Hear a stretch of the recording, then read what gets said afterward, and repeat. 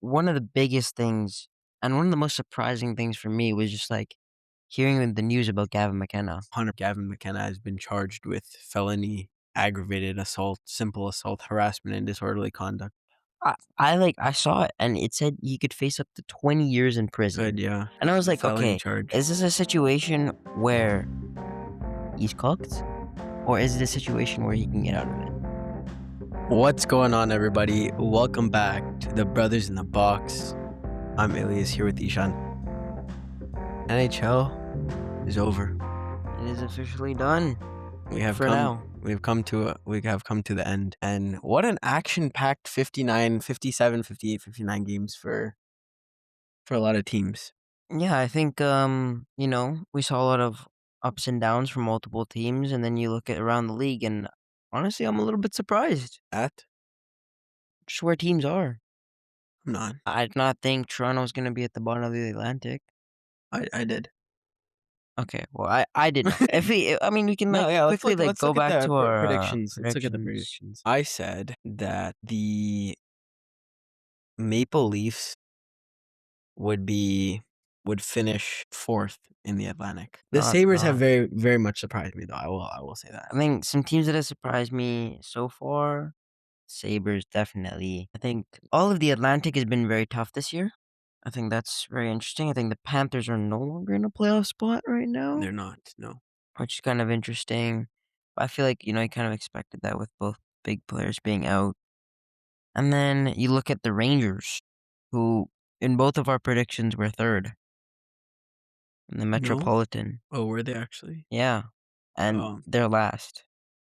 Okay, so I guess maybe that's a little surprising. The Islanders have been very good as well. The Islanders have been solid. Penguins have been all right. Flyers have not been great. Your Utah Mammoth that you put third for the Central Division, It's not looking good. it's not looking too good. Honestly, my prediction is looking pretty nice. It is. Also, my prediction for Oilers, Vegas, Blue- Vancouver, bro, is not looking good. Oilers, I put Vegas, Oil, LA, Vancouver. The Sharks. The Sharks team that have we been put very both good. dead last. They're third right now? Fourth? For Seattle, I think, is third possibly. yeah. But teams have jumped up around the league. It's been an exciting year for hockey. It's been an exciting week. It has. There's been a lot. There was a lot that went on this week. A lot happened this week that we would like to talk about with you guys. I think one of the biggest things and one of the most surprising things for me was just like hearing the news about Gavin McKenna. 100%, yeah. February 4th. We're just chilling, And then I get an update on my phone. Gavin McKenna has been charged with felony, aggravated assault, simple assault, harassment, and disorderly conduct. I saw it and it said he could face up to 20 years in prison. Good, yeah. And I was like, Felony okay, charge. is this a situation where he's cooked? Or is it a situation where he can get out of it? Okay, but Isha and I were talking about this. If Carter Hart can play in the league, Anyone can. anybody can. I feel like the NHL set a precedent with that. You know what I mean? I think they did. Like, even if you do something wrong, it's okay to still play in the league. But also, according to the courts, he didn't do anything wrong. No, he did something wrong. They just couldn't prove it. I thought, oh, okay. But okay, even I feel like this is a problem with all major sports.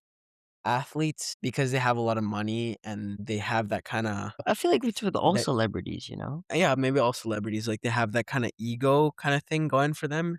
They think that they're above the law and it's like, like I'm untouchable. Like no one else is like no one else, everyone else is below me. Exactly. You really saw that with John Jones, Antonio Brown. And, not to get political or anything, but another big thing that has been happening as of recent is the Epstein files. Yeah. And a lot of big names are in those as well. And is something really going to happen to those big names? I don't know. Who knows? Probably not, honestly. There's actually a website where you can go look at the Epstein files, all the emails and photos that have been released, but it's in like a Gmail tab, and you can go like read the emails like you were Jeffrey Epstein receiving the emails. That's kind of insane. Is that kind of cool? It is kind of cool. That is, right? Like, obviously, the emails are not cool. No. But like, it's kind of cool that somebody had the time to make that. Yeah. Yeah, right? No, but then we found out February 6th the charges were dropped. Apparently, what's the right legal term to use? It's not apparently. What are you trying to say? Like, I'm saying apparently, but, like, legally. Just say legally. No, no, no. No, no, I'm trying to say, like, the word apparently in a legal, like, context. Allegedly, that's the word. Yeah, yeah, yeah, Allegedly, allegedly, yeah, yeah. allegedly. Allegedly, McKenna was defending his mom, who was called a whore. The guy that he punched twice, I think, broke his jaw, got knocked out, and was missing 3 teeth. So, for all the other players in the league right now, McKenna's a dog, bro. Yes, Watch out, he bro. is a dog. Don't make fun of his family Yeah, either. and apparently this guy who broke his jaw, he's gonna have it wired shut for 2 weeks, so he can't talk. Is that true? Yeah, Insane. allegedly. Like, But also, like, obviously, like, that is very not you can't do that. Like, you can't call someone that, no, you can't, but but at the same time, McKenna, I feel like, showed a level of whatever the opposite is of a restraint. yeah. I think, like, as, like, especially when you're young, there's a huge amount of risk. Like, when I think about the situation that I'm in right now, like, there's so many things that I could do with my life right now, but you always have to think about the consequences. Because like, 100%. you don't know how something might be get taken out of into context, or you don't know how especially with the situation we're in now where social media is so So prevalent yeah, and you have to think about the consequences, and those actions did not just, like, sometimes you, like, don't have to think things through and you just spontaneously do something, but I don't think that was the right response to that. I think you obviously need to do something about it, yeah, and you have to but do it in a matter where you're not possibly getting with, like, felony charges. yeah, and do you think that this has dropped his stock a little bit or increased it, or it stayed the same? I think there's a case for both. I think, it's kind of crazy that in 2 punches he broke a guy's jaw and took out 3 2 teeth. teeth, and this was after the outdoor Penn State game. Yeah, So especially he played a full round of hockey, a game of hockey, and then went and proceeded to knock this guy out. like, obviously, it shows everyone that he's a dog, Obviously, is that gonna be an issue, though? I feel like you have to keep your cool in the NHL. Is that gonna be, like, kinda, like, bring a toxic kind of environment Or to the like an locker room? undisciplined. Yeah, like, you've seen that kind of, like, where with coaches talking about that with Michkov, where, Mhm. like, maybe he won't show up to practice on time, or he's just been undisciplined and he won't follow the coaching staff. He doesn't like the coaching staff Yeah. because he's a star player and he wants to perform at that level. Mhm. But if you're not gonna listen, then like There has to be that level of yeah, there respect. has to be like that's how sports run. There's a reason that there's a head coach and there's a reason that there's players. Mhm. Obviously, your opinion is valid, but at the end of the day, the head coach is leading the team for a reason. Exactly. And, he's there to try and get you more wins, He is. and to do his job, and to make sure that the guys in his locker room or her locker room, whatever it is, uh, are being the best players that they can be. Unless you're Adam Foote. He's horrible. He should be fired. No, He should be fired. I don't understand what Adam Foote did this year, but, No, he's lost the locker room. he has. He absolutely has. When you're going through a rebuild like the Canucks are, you try and find some silver linings as a coach. Something to build on to build the culture a little bit so that when you come out of the rebuild, you have a strong culture and a foundation to rely on and to build off of. But Adam Foote has done nothing of the sort. Yeah, I don't really understand. It's just kind of I saw this, clip the other day where it was like the Canucks fans are so grateful that they get to watch, they don't get to watch the poverty Canucks play for the next 2 weeks and get to watch some nice hockey, I saw that. play. Yeah, yeah, yeah. That's like honestly, it's so true It is because some meaningful hockey. This is Canucks fans buckle up because this is the most meaningful hockey you're gonna get to watch for probably about 7 years. 7 years. But yeah, I think it's gonna be I think I'm very excited for the Olympics. I know the women's We're team not already very far played, away. We're 5 days out. and the women's team have already started playing. Next week we'll have some Olympic recap. We will. For you. We're gonna talk about how McDavid undressed the whole team. The power play scored another beauty, and And Canada Canada's won going 5-0. maybe even more. No, but the women's team played really well. They had a game today. They were supposed to play a couple days ago, but the game got postponed because a couple of the teams have gotten very sick. But they put 55 shots on goal. They scored 4 times, and it was a shutout victory. Yeah, I think There's not much you can ask for. both Canadian teams are looking very scary. There Mhm. was some updates on the Canadian rosters as of recent, just due to injury. Yeah, Seth Jarvis is in for Braden Point. It's alright. unfortunate to see Braden Point Yeah, go. I think that Jarvis is good. Don't get me wrong. But there's a lot of other options that you could have gone with, such as Mark Scheifele, Connor Bedard, Zach Hyman. Wyatt Johnston, I'm surprised with the Jarvis call. like obviously great sniper, He's a great player. and he can rip the puck. He's shown that time and time again. I wanna see he's just a little bit of an undersized guy, He is. and I wanna see where John Cooper kinda slots him in for the team and what he'll kinda be doing, but it'll be interesting to see, especially if he plays on McDavid's line, what kinda impact he has and what the lines are gonna be looking like. I'm interested to see. I know that they chartered a plane from New York to Milan, but I don't think they made it for the opening ceremonies. I could be wrong. There are projected lines from NHL.com, which shows McDavid, Marner, and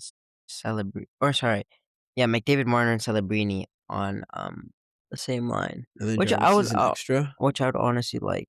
I think this makes a lot of sense. Yeah, the lines that we're looking at are, as Ishan said, the first line. The second line would be Crosby, McKinnon, Reinhart. Third line, Marchand, Suzuki, Wilson. Kind of a hitting, checking line. Yeah, And then last line would be Hagel, Horvat, Stone. I'm really excited to see Brandon Hagel yeah. play. Yeah, because after his tilt with on I don't know if you guys had a chance to watch the Thursday night game, I Against believe, Florida. against Florida, Tampa. It was a good game. Lots of penalty minutes and obviously the stadium series was really nice, really good hockey. It's Binner's crease until he loses it, like we've been saying. He probably if he plays like he has been playing, probably loses it pretty early on. But I mean, you have solid goalies that can back him up, like Logan Thompson. Exactly. He's been playing really well this year, Yeah. and then Darcy Kemper as well. And obviously Sam Bennett is in for Anthony Cirelli. Unfortunately, Cirelli got hurt during the Stadium Series game with a check from Zadorov, I think. Kinda hurt his Yeah, shoulder a little bit. So that's kind of a blow for the team, I think, especially in the PK. yeah, and I've heard I heard like big things about like big praise for both Braden Point and Anthony Cirelli. They're both saying like obviously they could have played for Team Canada, but they you knew they wouldn't have been at 100%. And just like I don't know if it was it was probably the players that just told the GM because they already got selected. They're Yeah. already set to go. Um, but they probably told the team that we're not 100%. So Yeah. which is a big thing to say. Yeah, 100%. The roster freeze happened on Wednesday, and I believe an hour, maybe less than an hour before the roster freeze, Artemi Panarin was traded. Was, and I was not expecting the team we went to. Ken Holland finally did something for the team that he's GMing for. I think honestly a great trade by Ken Holland. A very, very good trade for I don't know about for both teams. I don't know how good the pieces are that they got. Okay, so the trade was Panarin for Green Tree and a conditional third. Green Tree is a great prospect. I haven't seen too much about him, but I'm We sure I watched also him in heard. World Juniors, played for Canada. Okay, okay. He's a really solid player. I know that the Rangers haven't done the best with developing their players in the last few years, i.e. Lafreniere, Lafreniere, yeah. Capo Caco. Will Cooley. Yeah. But I would really find it amazing if the Rangers management just somehow mess up Green Tree's development. Yeah, I think. they'll have more space now, especially because 'cause they're probably gonna start trading away other players as well. Exactly. And just, it's kinda, like, similar to what the Canucks are doing, except it's more of a like what they said, like a retool instead of Retool. a rebuild. Yeah. And, Panarin wasn't gonna resign there anyways, so getting at least a little bit of value out of him, Yeah, it is good.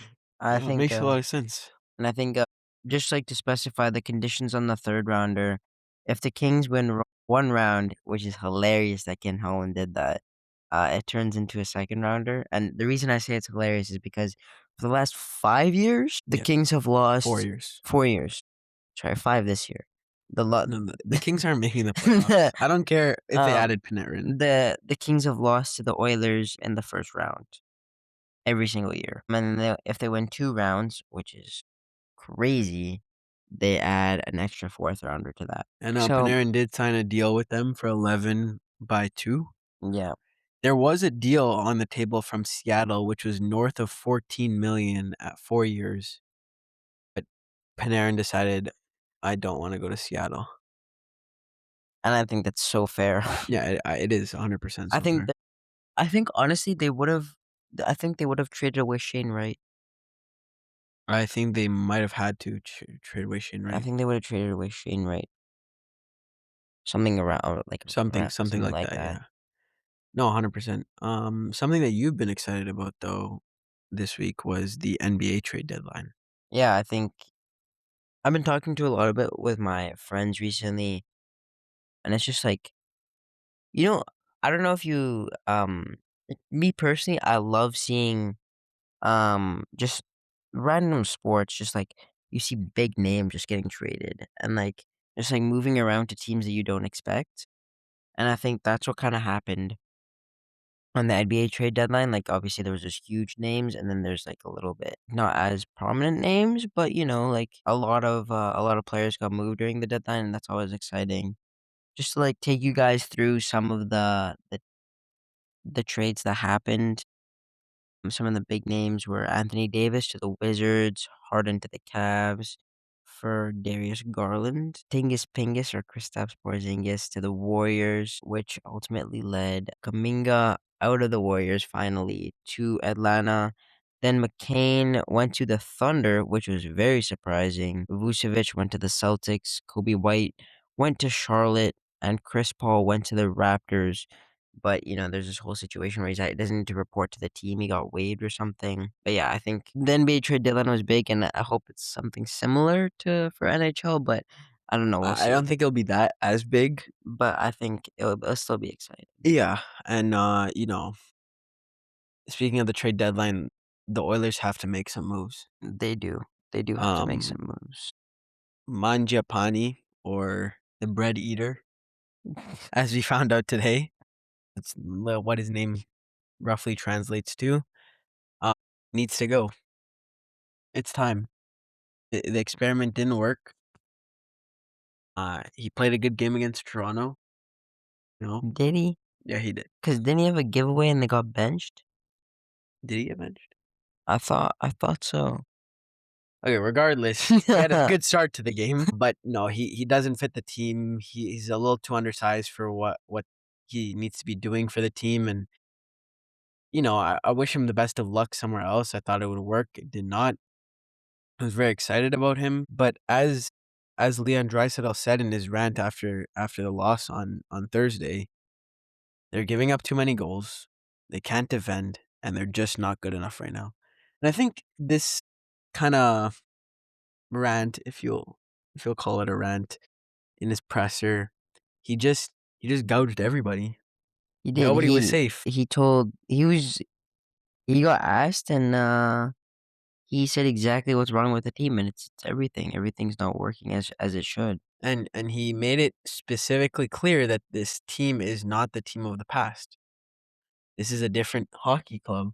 It's not 24, it's not 25, this is a new team, and they're not playing good hockey right now. There was a stretch of time where they're playing good for 2 weeks, and then I don't know where the defense went, the offense has dried up, the goaltending has been garbage, and so you really gotta look at it, and you look at, are you gonna be able to compete with the likes of the Avs?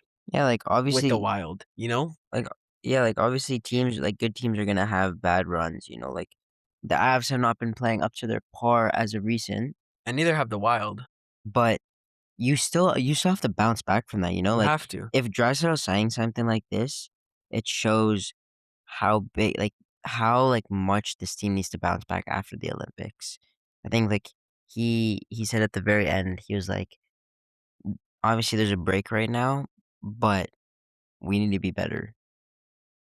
And I think that makes a lot of sense. Yeah, I fully agree with him. They need to be better. And maybe that means Stan Bowman going out and shopping a couple pieces and really putting this Mangiapane trade into the works and maybe going to trade for a forward like Bobby McMahon or going to trade for a big shot blocking D man like Brandon Carlo, you know? Because I'm sure that the Maple Leafs are gonna be sellers at the deadline. I don't want Brandon Carlo. He's good. Yeah, he's good, but he's overrated. I agree, but I don't think his value is too high, and I think it's a attainable target. I think it is. I think it is. I agree. Uh, Speaking of Brandon Carlo, that Fraser Minton trade looks so horrible for the Maple Leafs now. Yeah. I don't know what they were thinking.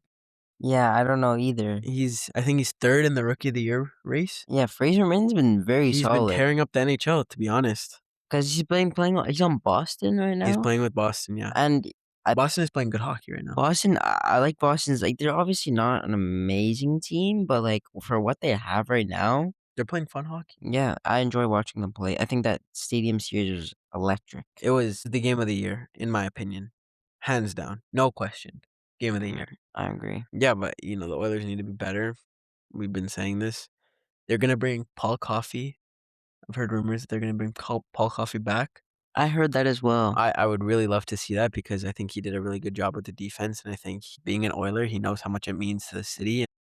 He knows how to work with Bouchard, work with Nurse, work with Ekholm, work with Wallman to really set down that core and make it so that, defense isn't a problem. It makes it easier for Jari and Ingram to make saves and relieve some of the pressure from the forwards to come back so that they can go out there and make some moves that are gonna stick, you know what I mean? Yeah, I agree. I think he's a solid player, and that'll probably translate to coaching.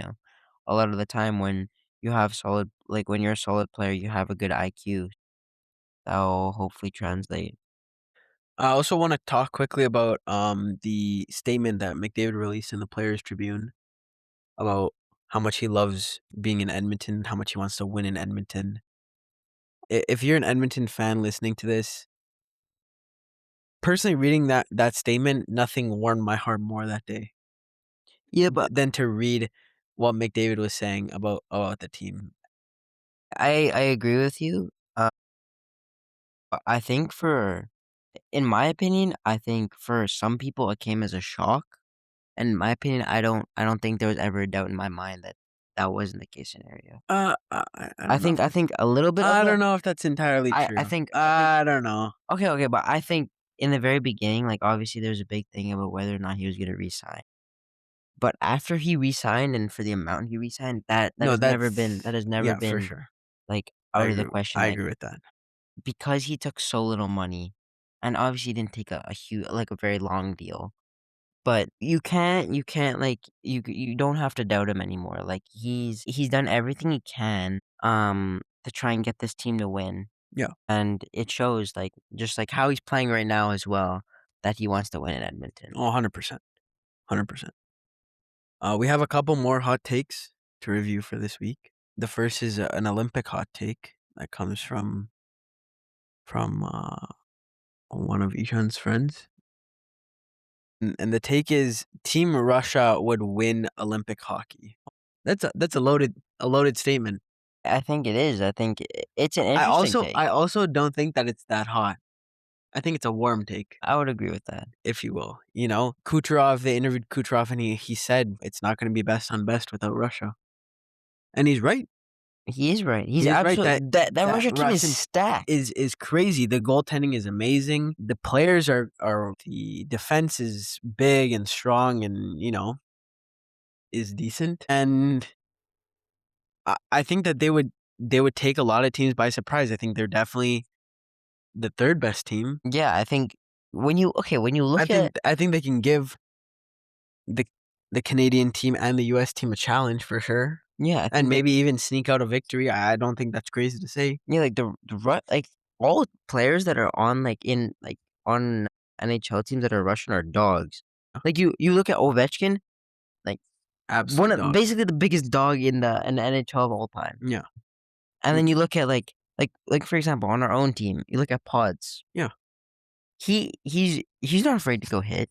He's not afraid to get in those gritty positions. Like those players are what you need to win. absolutely. And if there's a team full of them, all of them are gonna want to win. Yeah, and I think that the job that Kucherov will do quarterbacking that team, just like he's been doing the Lightning, will just translate so well. Yeah, and then you have like amazing other pieces, like huge, huge leadership from Ovechkin, Yeah, and then you have Panarin, you have Kirill you Kaprizov. have Kaprizov. Yeah, it's just there's so many guys who I think haven't been given this opportunity because of the Olympics rules to ban Russia because of the Ukrainian war. But then that also begs the question, why isn't the US banned? But that's we're a sports podcast, not a political podcast, so we'll not be going into that. Team Russia would not win Olympic hockey. I think they would finish silver though. I think they would upset Canada or the I US. think they would. I think they would. I would hope it wouldn't be Canada, but Canada. I think that one or the other would lose to Russia, unfortunately. Just, like, looking at, like, a hypothetical kind of roster. I know we did this a little bit before, but just, like, coming back to it, like, this team's stacked. Like, Kucherov, Kaprizov, Panarin, Demidov, Ovechkin, Svechnikov, Marchenko, Barbashev, Dorofeev, Malkin, Buchnevich, Nichushkin, Michkov, Rungov. All of those players are top 6 players on their teams, They are. which is crazy, and then Which is similar to the US team and but, like, and the Canadian team. that's insane, like, It is. with Sweden and, like, Finland, like, their players, most of them are, like, star players. They're in the And top, most of them are NHLers, but for Finland, some of them aren't. yeah, and, like, Sweden's not all of their players are in the top Yeah, 6 for all their and teams. then on the defensive end, you have Sergachev, you have Orlov, you have Provorov, you have Nichushkin, you have Gavrikov, you have Zadorov, Zub, and Minchukov. Like these are guys who are really, really big guys Yeah, who will lay the body and defend at a different pace. You know what I mean? the thing that I really like about this team is it's very, like, forwards, offense, defense, Mm, defense. Like obviously, there's, like, some exceptions with, like, Zadorov, but even Zadorov's gonna, like, play the defensive-minded exactly. No, hockey that 100%. you need, like, those defensemen are shutdown defensemen, Yeah, and, like, those forwards, they're good at defense, but they can also make some amazing plays. and their goalies are arguably the best out of all of the Olympic team. Yeah, and I think there's one goalie that isn't even on here Or that should be. Shesterkin, yeah. Um, Like, right now, the post that we're looking at, it says Vasilevsky, Bobrovsky, and Sorokin, but you can add Shesterkin to that. I think you take out Bobrovsky there and you add in Shesterkin and, That's 3 Vezina goaltenders on one team. like, 3 Vezina goaltenders possibly in the last, like, when was the last time Vasi won? I think I think 3, 4 years ago? And Shesterkin didn't win too long ago either. No, he didn't win He too has. long ago. And then Sorokin might win this year. Yeah, because I called it. Yeah. Honestly, I had no idea that was gonna happen. But, Yeah, it was, in 2022, Shesterkin won. okay. Yeah, and then Vasi won in 2019, So, like, and Bobrovsky in 2017 you think about and 2013. all those goaltenders are very, very solid goaltenders that, like, Extremely solid. are gonna benefit your team. So it's not like I think Team Russia definitely could give all the Olympic teams a run for their money. 100%, 100%. No, there's no denying that. I don't think they win Olympic hockey, but I think they do take home the silver. I think the biggest thing before we end off on that take is just I would really like to see how difficult it would be for either Canada or the US to be in their bracket. Because I don't think they would put them in the same bracket as Sweden and Finland. I Yeah, think they'd have to separate them just because that's just not fair. You yeah. can't just give Go all Canada, of the US their yeah, own brackets and yeah. then, put all the other, semi-good teams together. But, yeah, I think it'd be very It difficult. would be very, very interesting to see. The second hot take that we have for you today is the Lightning are better than Colorado. This is also a loaded one. I agree. The Lightning have been playing out of their mind. I think led by Nikita Kucherov. And no, Holy! no, led by Nikita Kucherov and Darren Radish. They're not as and it's like, okay, it's not like it's just 2 players. No, The whole team is playing out of the their whole mind. team from top to bottom, and they're playing really exciting hockey as well. Yeah, the games that you get to watch with these guys are so fun as well. Like, they just and obviously, a big thing is that Victor Hedman's back now, He which is, is yeah. good. Um, They're just producing magic though. yeah, and, like, the goaltending is still solid. Very, very They're solid. out shooting all of their team or, like, not out shooting, but outscoring all of their teams, all the other teams, and, like, it's scary to see. They're playing good defensive hockey, they're playing good offensive hockey, and they're cooking on the power play right now. They are. And That power play looks s almost as deadly as the Oilers' power play. yeah, and you're still missing Point and Cirelli now. Yeah, like, what's gonna happen when you bring those boys back? Exactly, exactly. Like this team looks very legit. They'll probably trade for a piece of the deadline Oh, if they have the space. But I still think that Bjorkstrand line is probably the best fourth line in all of hockey right now. well, like, with having Bjorkstrand and, like, Yanni Gourde, let's say, like, Yeah, all those players on, like, the bottom 6 is insane. it is. It is absolutely insane. Like, the depth is gonna benefit you so much. All six of their defensemen have been playing well. Yeah, I think, when I look at, like, teams, like, you expect like, when you look at, like, contenders, you expect the star players to, like, a solid performance in each game. But the thing with really good teams are when the star players don't do well, the depth does well. It has to do well. They show up when it They matters. do. And I think, it's kinda similar to what happened in, 2024 in the playoffs for the Oilers. Mm. I think, when McDavid and Draisaitl didn't show up, like, even in that game 7, McDavid and Draisaitl didn't have a point. The only people that had a point were Janmark, Connor Brown, and I think 1 defenseman. I don't I don't remember remember. who. Maybe it's Kulak. Possibly. I miss Kulak. I do miss him as well. But, like, that's the depth that you need to show up. Like, it's on everyone, obviously. It is. If you show up when it matters, then you're trying your best out there. And so to summarize, I think that if the Lightning were to meet Colorado in the finals, I think that the Lightning would win I in agree. 6. Yeah. I Because don't although Colorado has McKinnon and they have Makar and their depth is pretty good, and they have Natchez and they have Devon Toews, the goaltending hasn't been great. They haven't been clicking as much as a team. And I think that the Lightning will just outdog them this year.